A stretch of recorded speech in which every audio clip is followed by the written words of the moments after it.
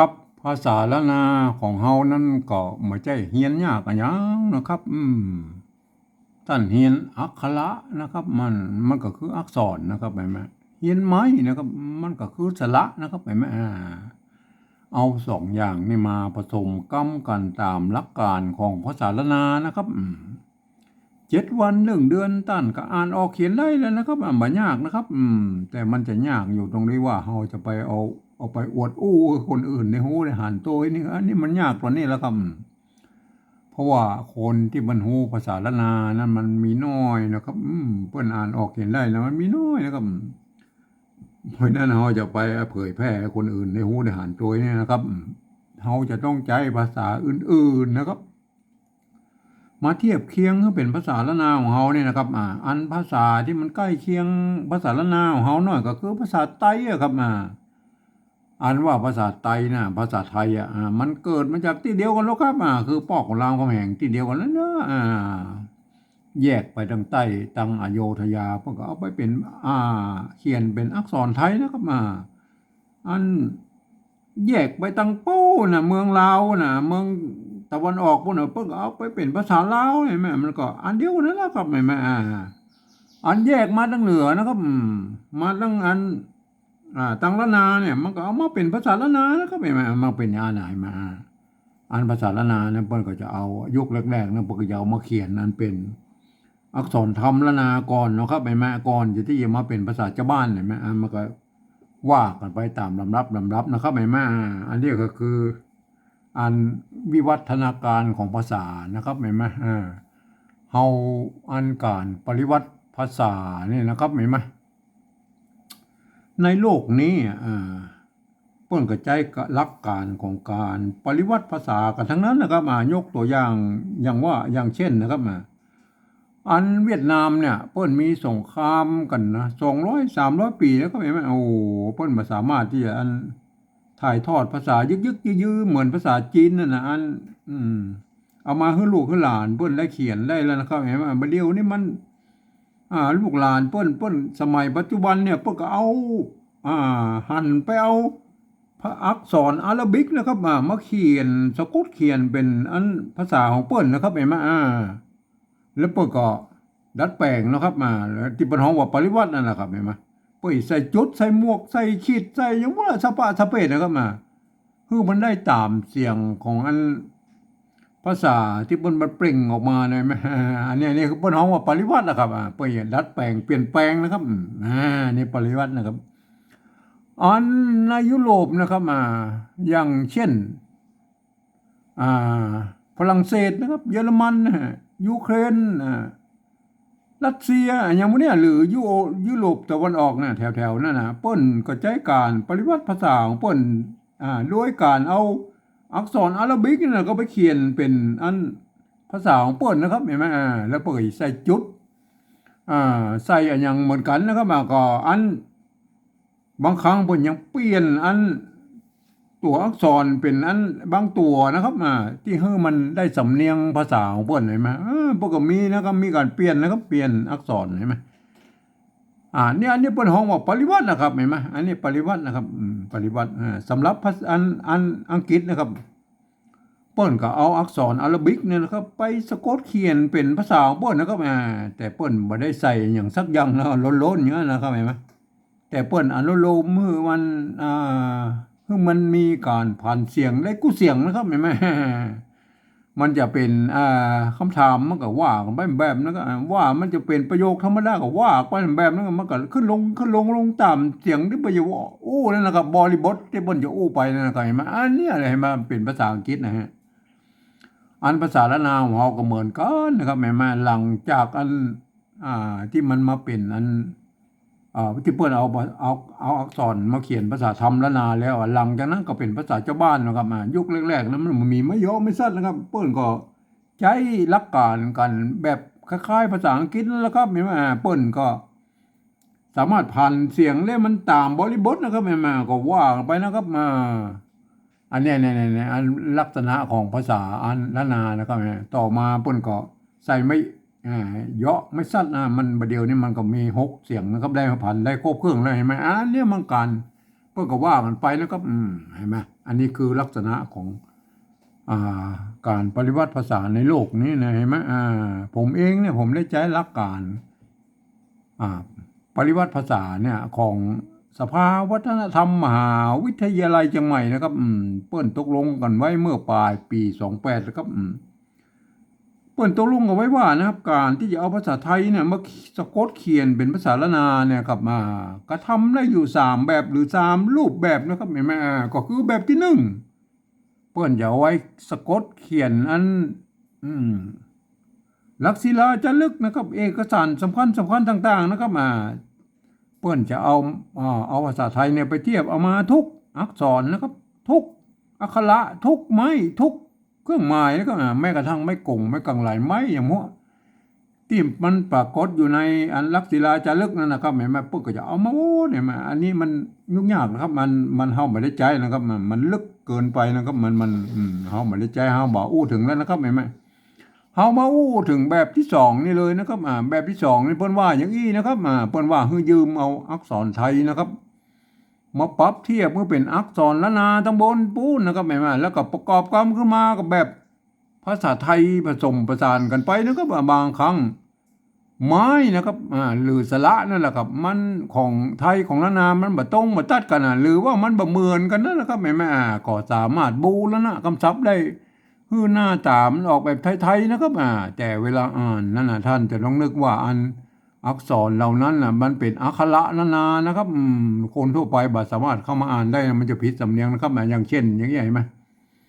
อันนี้เนี่ยท่านเห็นว่าเป็นตัวจอจานนะครับแต่เวลาอ่านในแบบที่2เนี่ยท่านจะต้อง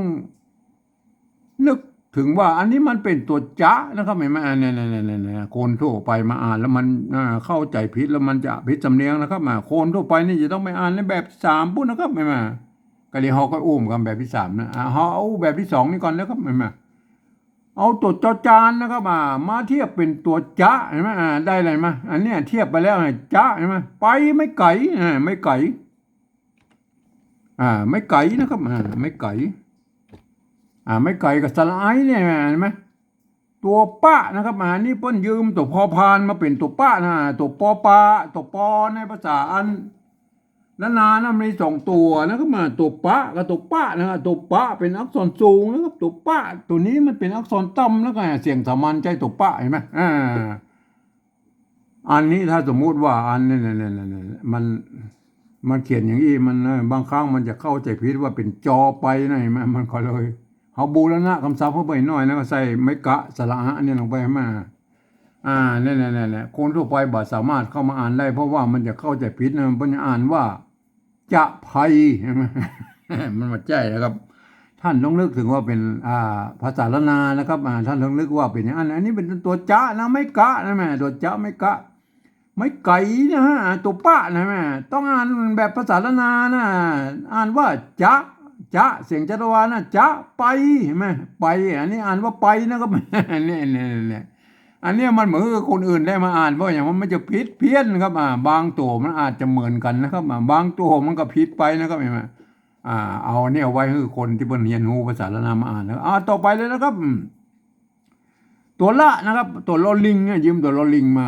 ไม่ขอจ้างกับไม่โทนะครับอ่านกันย่อนอยู่ตรงลุ่มนี่แม่อ่างนะครับเห็นไหมอันตัวมะนะครับเอามายืมมาได้เลยไหมล้อมอันนี้มันเหมือนกันล้อมจะไปล้อมเห็นไหมอันนี้มันเหมือนกันอันนี้เหรออันนี้ตัวละเนี่ยอันโบราณแล้วเปิ้นอันใจเปิ้นเขียนแตนเสียงฮอนะครับในโบราณเนี่ยตั้งเก้าเงาแล้วเพิ่นก็อย่าใจเสียงตัวละในแตนนะครับเห็นไหมอ่านว่าหัวนะครับเห็นไหมอ่านว่าหัวมันจะรัวนะครับรัวนะมันไทยนะครับเห็นไหมบางครั้งเนี่ยมันก็จะว่ามันเขียนเหมือนกันก็อ่านแตกต่างกันไปนะครับเพราะว่ามันก็ใกล้เคียงกันแล้วครับภาษาไทยกับภาษาละนาเนี่ยมันก็เหมือนนึ่งเผ่าพันธุ์ในหลักการของภาษาละนาในละนาพวกก็มีไตยวนไตลั่วไตลือไตเขินไตยองเนี่ยพวกก็สำเนียงมันก็แตกต่างกันไปนะครับมันก็ฟังกันรู้เรื่องอย่างเงี้ยก็เหมือนกับภาษาไทยนะครับมันก็จะแตกต่างกันไปนิดๆเห็นไหมอันนี้อ่านว่า หัวนะครับอ่านว่าหัวอ่านตัวละนะตัวละนะครับเห็นไหมตัวละเอาอันนี้ไม่กลัวเห็นไหมไม่กลัวอัน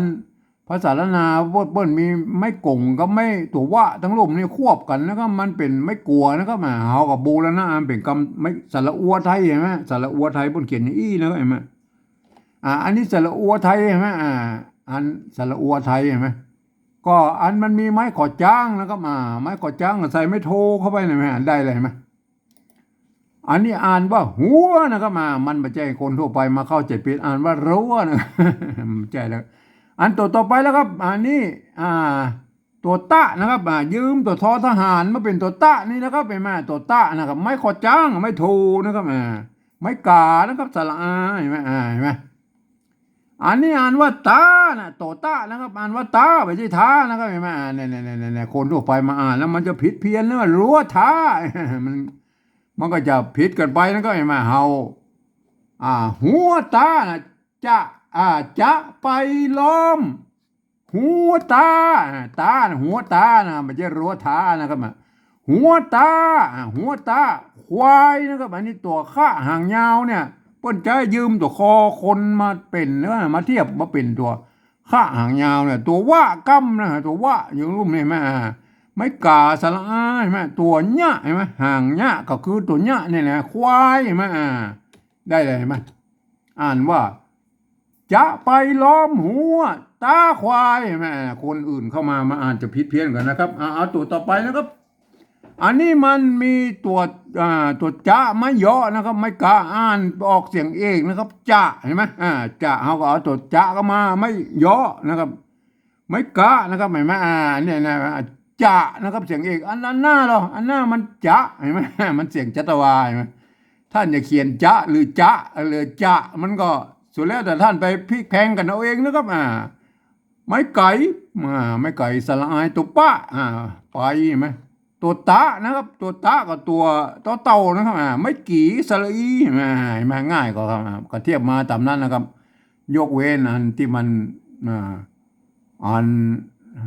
บางครั้งสละหรือไม้มันมาตรงมาตัดกับบูแล้วนะกับซาเพิ่มหน่อยนะครับเห็นไหมอันฝ่ายแล้วก็ตัวฟ้านะครับตัวยืมตัวอันฝ่าเนี่ยมาเป็นไม่กาสละอาตัวหางเนี่ยก็ตัวยยักษ์เนี่ยอันนี้ตัวตายืมตัวททหารมาเป็นไม่ขอจ้างนะครับไม่โทไม่กามันจะเป็นไม่กาโวไม่กาน้อยก็สละอานี่แล้วก็เห็นไหมน้ำนะครับอันนี้น้ำเนี่ยตัวนานั่นแหละก็มีไม้กังมนอยู่ในไม้ขอจ้างเนี่ยก็น้ำนะครับน้ำน้ำก็ชื่อเขียนเป็นไอ้แบบหน้าตาแบบไทยๆน้ำเห็นไหมน้ำเห็นไหมได้เลยไหมคนทั่วไปไม่สามารถเข้ามาอ่านได้นะครับเพราะมันจะผิดเพี้ยนสำเนียงนะครับต้องเป็นคนอันที่บนเฮียนหูภาษาละนามาอ่านนะครับเพื่อจะอ่านว่าอย่างนี้เห็นไหมจะไปล้อมหัวตาควายจะไปตีฝ่ายตาน้ำเห็นไหมพวกก็จะอ่านนี้เห็นไหมวันนี้มันมีเสียงโทพิเศษโทเมืองเขาก็บอกถึงแล้วนะครับครับก็เป็นอย่างนี้นะครับคนอันทั่วไปจะต้องไม่อ่านในแบบที่3พวกนะครับหลักการของปริวัติภาษาละนาแบบที่3นะตามอัน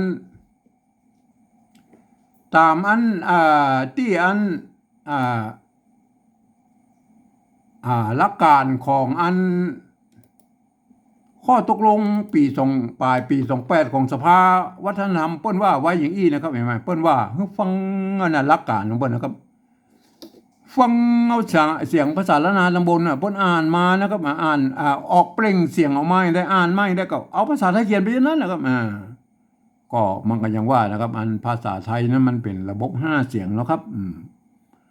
ภาษาละนามันเป็นระบบ6เสียงแล้วก็การที่จะเอาระบบ5เสียงนะมาเขียน6เสียงเนี่ยมันไม่ได้ครบถ้วนนะครับไม่ได้เสียงครบภาษาไทยนะมัน5เสียงนะกาเห็นไหมมัน5เสียงมันมีวรรณยุกต์เอกโทตีจัตวานะแต่ก็ผันได้5เสียงเท่านั้นนะครับเห็นไหมภาษาละนาเนี่ยเพิ่นมีไม่เอกไม่โทนะครับไม่เยาะไม่สั้นก็ผันได้6เสียงนะครับเพิ่นจะใช้หลักการของเอาอักษรสูงอักษรต่ำ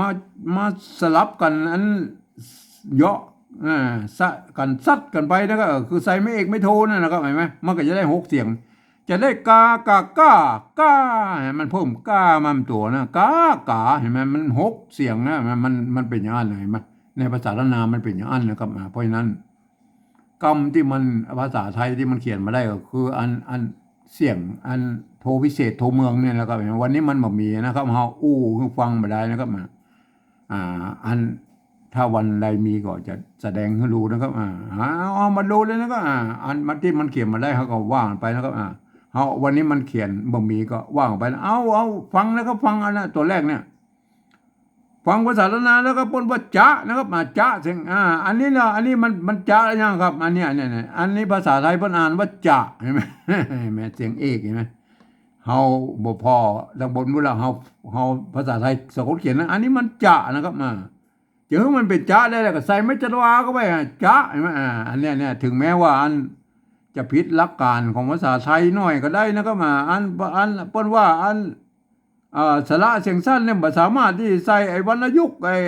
ไอ้จัตวานี่ได้เลยก็อันนี้เฮาบ่อู้ถึงแล้วเฮายกเว้นนะครับยกเป็นข้อยกเว้นนะครับเฮาก็ใจหลักการปริวัติภาษาก็เหมือนภาษาเวียดนามนั่นแหละครับแม่นปุ้ยใส่จุดใส่หมวกใส่ขีดใส่อะไรอย่างมั่วสปาสเปดอย่างมั่วในก็แม้กระทั่งว่าอันภาษาอาหรับิกนั่นน่ะอักษรอาหรับิกก็เพิ่งเอามาโล้นๆเนี้ยน่ะอันเวียดนามบ่เคยเอาหมวกเอาขีดเอาจุดใส่นี่มันก็เอาไม่ได้ตามเสียงของเพิ่นอันนี้เฮาก็เหมือนกันนะเฮายืมเอาอักษรไทยมาเขียนรู้ครับเฮายืมเพิ่นมานะครับหลักการเฮาก็เอามาเป็นบางส่วนนะครับเห็นไหมแต่อันที่มันจะเปิ้นภาษาไทยเปิ้นเขียนมาได้นะเฮาก็ต้องดัดแปลงเปลี่ยนแปลงนะครับไหนไหมดัดแปลงเปลี่ยนแปลงก็คือดัดแปลงเอาไม้จัตวาใส่เข้าไปมันอ่านว่าจะเห็นไหมจะเสียงจัตวาแล้วก็เห็นไหมนั่นครับท่านก็ไปไปวิเคราะห์กันเอาเองนะครับเอาจะนะครับอันนี้อ่านว่าจะนะครับอันนี้เขียนตามแบบของผมเองนะครับกินสิ่งเคนะครับเห็นไหมก็คิดค้นขึ้นมานะครับเพื่อให้ลูกให้หลานแถม100-200 ปีเพิ่นได้มาดูแล้วก็มาหัดเขียนแล้วก็เอาโอเคนะครับต่อไปจะไปนะครับเปิ้นอ่านว่าไปอันนี้มันภาษาไทยเปิ้นอ่านว่าไผมันไผใช่ไหมจะไปนะมันต้องแจ้ปอปาเขียนนะครับเอาปอปาใส่มากับไปยังอันนี้ไปได้ไหมจะไปไหมจะไปล้อมล้อมนี่มันเต้ากันนะเสียงตีไหมล้อมเห็นไหมล้อมก็ได้แล้วครับล้อมหัวนะครับอันนี้มันหัวอันนี้มันรัวนะครับเห็นไหมหัวเฮาต้องใจหอนูหูบเขียนนะครับเห็นไหมหอนูหูบเขียนนะครับเห็นไหมหัวอันนี้หัวยังหัวได้เลยนะจะไปล้อมหัวตาเห็นไหมอันนี้มันตาอันนี้มันภาษาไทยบรรณาวัฏานะครับเขาจะต้องเอาต่อเต่าเขียนนะครับตานะครับตาอันนี้ตามาเอกนะครับตาเห็นไหมตาใส่ไม่โทตาเห็นไหมอันตามันเสียงตีก็ใส่ไม่ตีเห็นไหมตาเห็นไหมตาอันนี้ตาแล้วยังควายนะครับตาควายอันควายในภาษาไทยเพิ่นใช้คอควายนะครับเพิ่นใช้คอควายเขียนเห็นไหมได้เลยเห็นไหมอันนี้คือการปฏิวัติแบบที่3นะเห็นไหมอ่านว่าอย่างนี้นะครับจะไปล้อมหัวตาควายเห็นไหมเนี่ยอ่านได้อย่างนี้เห็นไหมอันต่อไปแล้วครับต่อไปจะนะครับจะไปนะครับอันนี้อ่านว่าอย่างไรนะอันนี้มันภาษาไทยบ่ต้องใส่ไม่เอกพวกกับจะแล้วอยู่แล้วนั่นก็เป็นเสียงเอกอยู่แล้วนั่นก็จะเห็นไหมเขาก็เอาไม่เอกมันออกไปอย่างนะครับอันนี้อ่านว่าจะแล้วเห็นไหมอันนี้อ่านว่าจะเห็นไหมอันนี้เหรออันบนเนี่ยอ่านแบบที่2เนี่ยอ่านว่าจะเห็นไหมอันนี้มันตัวจะนะครับไม่ย่อนะครับไม่กะนะอันลูกมันเป็นตัวจอจานนะครับไม่สระเห็นไหมมันอ่านว่าจะเห็นไหมอันนี้ก็อ่านว่าจะเห็นไหมต้องอ่านไม่อีไหมอ่านแบบที่2กับแบบที่3หลักการอ่านมันก็แตกต่างไปนะครับอันรูปนี้ต้องเอาหลักการภาษาไทยอ่านนะครับอ่านแบบที่2นั่นจะต้องเอาหลักการภาษาละนาอ่านนะครับจะไปอันนี้มันไผครับเปลี่ยนให้มันเป็นไปก็เอาปอปาเขียนแล้วก็ไม่เอาปอปาเขียนนะครับ เอาปอปลาใส่ลงไปก็จะไปเห็นไหมได้เลยไหมจะไปตีอันนี้ภาษาไทยเพิ่นอ่านว่าตีเสียงจัตเสียงสามัญใช่ไหมเฮายื้อมันตีได้แล้วก็ตีใส่ไม้จัตวามันตีมาตีตีเห็นไหมพันได้กูเสียงแล้วต่อเต่าไหนมาจอจานต่อเต่าเนี่ยมันเป็นอักษรกลางในภาษาไทยนะครับกอจอดอตอดอตอบอปอนะเห็นไหมมันพันได้กูเสียงนะครับอันยกเว้นที่มันเป็นสระเสียงสั้นนะครับที่มาจะผิดเพี้ยนอะไรอย่างไปก็เขาก็บูรณะคำศัพท์มันใช้หลักการแบบเดียวกันของภาษาเวียดนามนั่นแล้วก็ป้นอย่างได้เขาก็อย่างนั้นฝ่ายนะครับต่อไปนะก็ฝ่ายอันนี้มันฝ่ายแล้วยังเสียงจัตวากับฝ่ายเหมือนกันใช่ไหมบางครั้งมันก็เหมือนกันโลกภาษาไทยอ่านภาษาละนาเนี่ยบางครั้งมันก็เหมือนกันนะเพราะว่ามันเกิดมาจากที่เดียวกันแล้วครับบางคำมันสำเนียงมันก็แตกต่างกันไว้เนี่ยมันก็อย่างนั้นนะครับมันเป็นธรรมดานะครับอันมันหมู่เดียวกันแล้วครับที่มันมา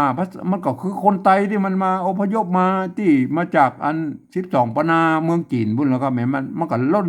ลงมาโดนอันคนจีนไล่มามันก็ลงมาเหมือนกันนะลงมามันก็ใช้ภาษาเดียวกันแล้วก็ฝ่ายมันจะผิดสำเนียงกันไปนิดหน่อยต้องอันนะครับที่ฝ่ายตานะครับอันนี้คนไทยเพิ่นอ่านว่าทานะครับเขาจะต้องเอาต่อเต่าเขียนนะครับต่อเต่าต่อเต่าครับเอาต่อเต่าเขียนนะครับตาเสียงตีนะครับตาเสียงตีใส่ไม่ตีนะครับได้เลยไหม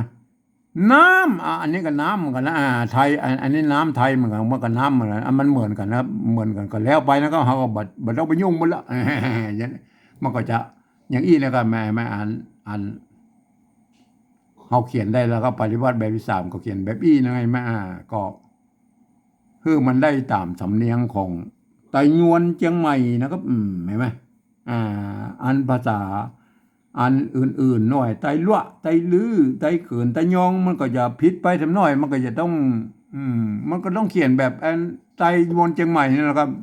แต่ท่านจะไปอ่านตอนอ่านแล้วมันอ่านออกสำเนียงของไตลื้อไตลั่วไตเขินไตยองอย่างก็ว่าไปนะครับก็อันเนี้ยอ่านไปตามหลักภาษาไทยนะครับยกเว้นนะคำที่มันมีจุดนะครับเห็นไหมอันเสียงโทพิเศษเนี่ยผมเองเนี่ยผมจะใส่จุดไว้นะครับวันนี้มันมีนะครับเห็นไหมเขาก็บอกถึงนะตอนที่ผ่านมามันมีเสียงโทพิเศษนะครับโทเมืองเนี่ยวัดพระสิงห์เป็นห้องวัดตีเพี้ยนนะครับเห็นไหมอันนี้ก็ห้องแตกต่างออกไปแต่มันเสียงเดียวกันนะครับก็คือเสียงโทพิเศษเนี่ยมันจะอยู่ระหว่างเสียงโทปกติจนถึงเสียงตีนะครับเห็นไหมเนี่ยคือเสียงที่ภาษาไทยเปิ้นบ่มีนะครับก็คือเปิ้นบ่มีสำเนียงอันนี้นะเปิ้นก็เลยเขียนเปิ้นบ่สร้างบรรยุกต์ไว้นะครับแม่ก็ท่านก็ไปปรับปรุงเปลี่ยนแปลงอันเอาเองที่เปิ้นฮ้องว่าปริวัตินะครับบางคนนี่มันก็อย่างว่าบ่ยอมปริวัตินะครับก็เอาเอาขี้ตู้เอาให้มันเป็นเสียงโทพิเศษเดี๋ยวมันก็เลยทำเนื้อตัวอื่นมันก็เขียนพลาบก็ไปหมดนะครับมันก็อย่าว่ากันไปนะครับมันเขียนมาได้เสียงละตัวอื่นจะมาได้เสียงนะครับอันนี้ผมเขียนให้ได้ครบทุกเสียงนะครับก็อ่านไว้อย่างนี้นะครับมาถึงแม้จะท่านจะเป็นฝรั่งบางค่าอย่างมาถ้าเรียนภาษาไทยมาก็อ่านไปตามหลักการของภาษาไทยนะครับยกเว้นคำที่มีจุดอ่านออกเสียงโทพิเศษนะครับคำที่มันมีไม้จัตวาอย่างนี้ก็อ่านออกเสียงจัตวานะครับเห็นไหมก็ไปตามนั้นนะครับอันอยเนี่ยมันอ่านออกยอยักษ์ไทยนะครับตัวยอตัวเดียวอ่านตัวญะนะครับมันตัวยอนะครับเห็นไหมก็ท่านอ่านแล้วก็ท่านจะได้สำเนียงเชียงใหม่แต่ยวนไปเลยนะครับเห็นไหมอ่านว่าอย่างนี้นะครับ